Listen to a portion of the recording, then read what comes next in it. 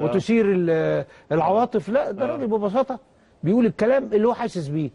انا احيي هذا اللاعب وهذه الشخصيه. أيوة. انا مع كل زمايله اللي بيقولوا احنا مع توتي، اللي بيقول لك انا معجب بصلاح كشخصيه بالاضافه الى اعجابي كلاعب، بس وخلي بالك ان شخصيته اللي نجحته كلاعب. شخصيته ليها تاثير. ايوه. زمايله بيساعدوه من غير نفسنا. ايوه. زميله اللي طالع جنبه ده بيساعده من غير نفسنا. كان ممكن يشعر بالتنافس معاه. وهم في الملعب يبوظوا الدنيا هم الاثنين. ده في ملعب واحد. ايوه. فانا ارجو ان صلاح بقى التحدي الكبير بقى يحتفظ باللقب دي السنه الجايه باذن الله. يحتفظ باللقب. طبعا.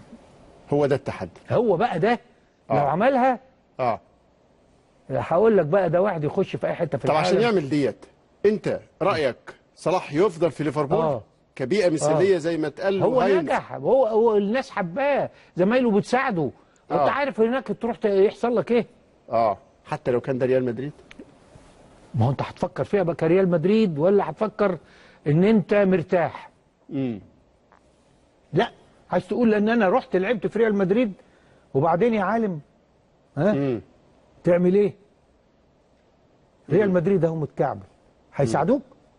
هيساعدوك ما يساعدوكش.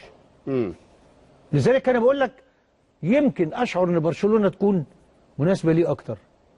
لان اللعب الجماعي بيخليه يتالق.